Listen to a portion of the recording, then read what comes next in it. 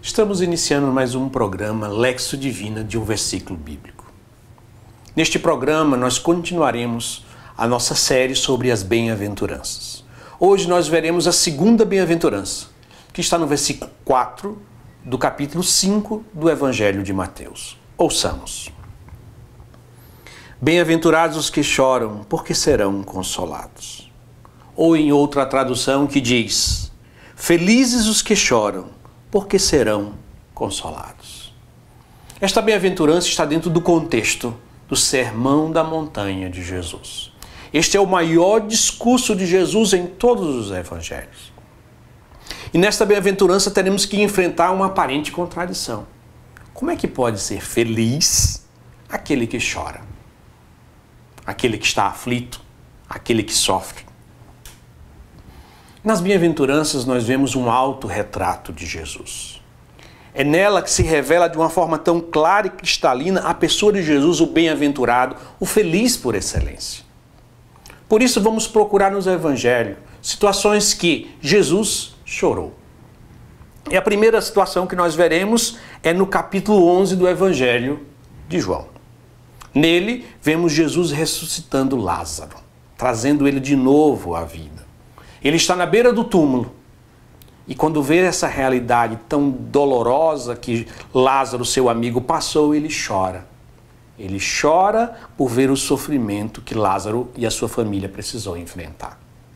O segundo momento que nós vemos Jesus chorando no Evangelho é no Evangelho de Lucas. Depois de Jesus ter feito toda a sua caminhada em direção a Jerusalém,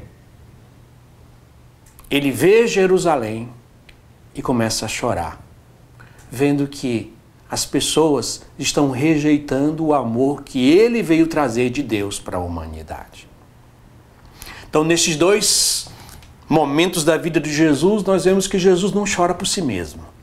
Não chora pelas suas próprias dores, pelas suas dificuldades, mas chora pela resistência do ser humano ao amor de Deus. E chora pelas realidades de sofrimento que o próprio pecado impõe à vida humana. E assim nós podemos nos perguntar, como nós podemos viver a bem-aventurança dos que choram? Seguindo o exemplo de Jesus. Existem 3 maneiras que nós podemos chorar e estar incluídos dentro desta bem-aventurança. A primeira delas é quando nós choramos os nossos próprios pecados. Movidos por um arrependimento que é uma graça, é um dom do Espírito Santo, um arrependimento perfeito, que o nosso coração percebe que o nosso pecado não foi simplesmente um descumprir de uma norma, algo que eu não fiz ou uma imperfeição moral. Mas muito mais do que isso, é uma ofensa feita a Deus. E assim os nossos olhos se enchem de lágrimas e nós choramos por ter ofendido aquele que tanto nos ama. A segunda maneira de percebermos e vivenciarmos essa bem-aventurança dos que choram é quando nós choramos também, quando vemos que Deus é rejeitado através do pecado da humanidade. Quando vemos que a humanidade, pelo pecado, ele se fecha ao amor de Deus, ofendendo a infinita bondade e santidade de Deus. A terceira situação que nos faz viver esta bem-aventurança é quando nós choramos, semelhante a Jesus, como vemos o sofrimento dos outros, do próximo, da humanidade que está em guerra. Quando assistindo a televisão, numa reportagem, vemos as guerras do mundo, a fome, a injustiça, o erro. Mas não só na televisão, naquilo que nos cerca, quando caminhamos no dia a dia e vemos tantas situações de sofrimento. E nesse momento o nosso coração se enche de uma dor, de um sofrimento, até de lágrimas. Desse momento nós estaremos vivendo a bem-aventurança dos que choram.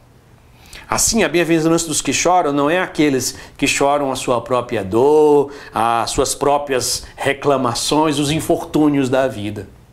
Mas é aqueles que conseguem perceber no pecado uma ofensa a Deus. E no sofrimento, uma das consequências do pecado. E assim, nós choramos.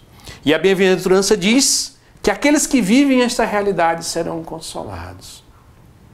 E assim, de uma forma extraordinária, Deus nos concede o dom de ser feliz, ainda nesta vida, mesmo no meio dos sofrimentos, das dores, dos nossos pecados e do pecado da humanidade. Assim, aquilo que é aparentemente contraditório, o sofrimento e a felicidade.